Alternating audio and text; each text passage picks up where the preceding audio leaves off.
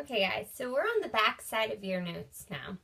Now, if you notice, this systems of equation is not really easy to solve. And you might be kind of panicking a little bit. It's okay. I'm going to get you through it. So, if you look up here, you notice that, wait a second, there is no additive inverse.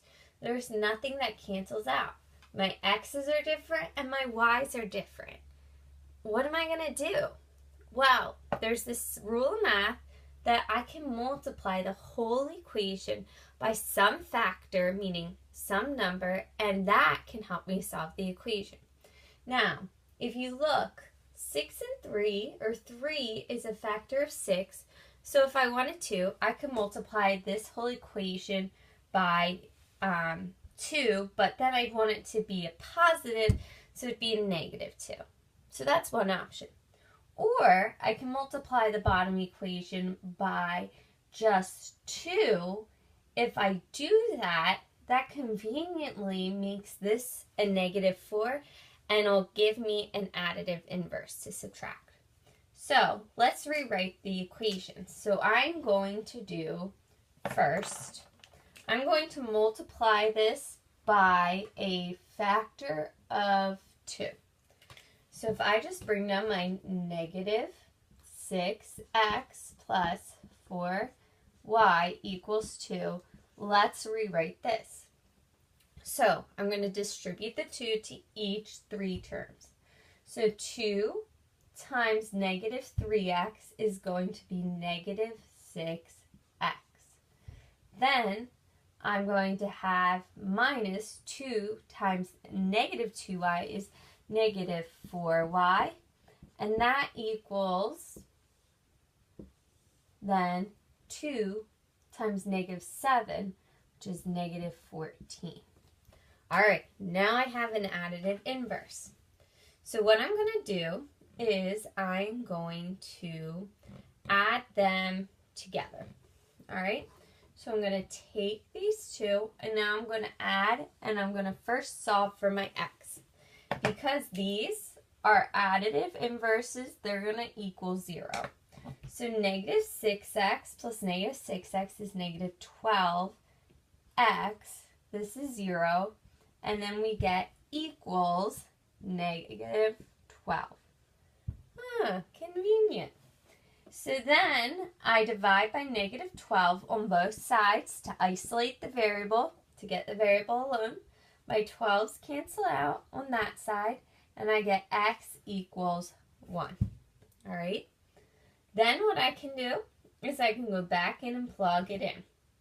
So if I just want to take my first equation of negative 6, all right, times the 1, which I got here, plus 4y equals 2. All right, I get negative 6 plus 4y equals 2. I add 6 to both sides because what I do to one, I must do to the other. These cancel out, and I'm left with 4y equals 8. I divide both sides by 4, and I get y equals 2. So my solution to this problem is going to be 1 for my x value, comma 2. Not too bad, right? The last step would be to replace 1 and 2 into the equations and see if they check. I want you guys to go ahead and see if they check. The final thing we're going to do is we're going to do the quick check problem, all right, together. Because I think it's a little tricky dealing with ones that don't match up perfectly. And the quick check one doesn't do that. All right, so let's do this one together as well. 8x minus 3y equals 4. And then we have negative 4x plus 4y equals 8. Now, you think for a minute, which one would be the best one to try and get it to be eliminated? Good, the x. okay? Because if I just multiply this whole equation by a factor of 2, it easily creates an additive inverse. All right, so I get 8x minus 3y equals 4. Then I'm going to get a negative 8x plus an 8y plus 16, or a positive 16. Now, all I have to do is add these together. Right here, my 8's make an additive inverse, so they're just going to come out to be 0. So negative 3y plus 8y is 5y, and that is equal to 20.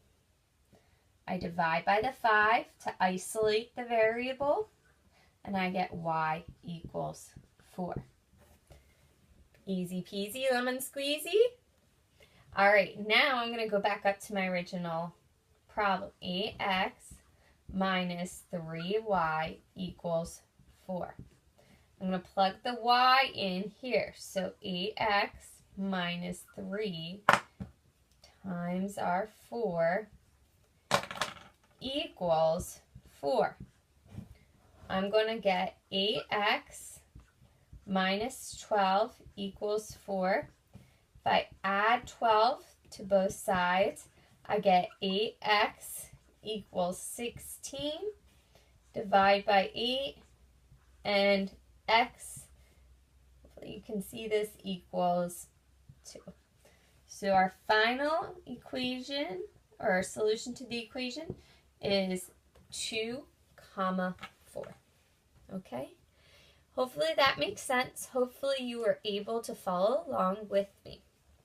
All right. So we're going to do one more example on your CUDA worksheet.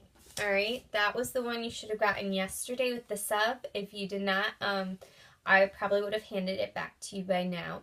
So what you're going to do is you're going to follow along. I'm going to pick a problem off the worksheet, and we're going to try one together. All right, let me quick erase. And then, let's see. Let's start with a difficult one where they don't match up, since that's the hardest thing to pick out. All right, let's start then with 5's a good one to start with. So I'm going to do negative 2x minus 9y equals negative 25. And let me just write this number 5. Okay. Then it's negative 4x minus 9y equals negative 23. Now they don't match up. 2 is a factor of 4, so I can multiply by 2. But they're both negative, so yeah, I'm going to have to multiply by negative 2. That's going to switch all the signs. We could do that. But look at the y's. They're so close. So what I would suggest doing in this situation would be to pick one of the variables and just multiply it, or one of the equations and multiply it by negative 1. So just to make it easy, I'm going to multiply this one by negative 1. When I multiply by negative 1, all that does is it changes the signs in the problem. So we keep our first one, which is 2x minus 9y equals negative 25. Since it's a negative 4x, now it becomes a positive 4x, a positive 9y, and that's equal to a positive 23. All right, when I go to add these to eliminate, ta-da, an additive inverse. Yay! All right, so let's do this together. Negative 2x plus 4x is 2x, and that's equal to negative 2. I divide by 2 on both sides, and I get x equals negative 1. Pretty easy so far. All right, now I'm just going to take my top equation, the one we didn't manipulate, and I'm going to plug in my negative 1 for x. All right, minus 9y equals, I'm running a little out of room, I'm going to make this x a little smaller, equals negative 25. Well, negative 2 times negative 1 is 2. 2 minus 9y equals negative 25. I add 2 to both sides, and I get, I'm sorry about that, I get negative 9y equals negative 27.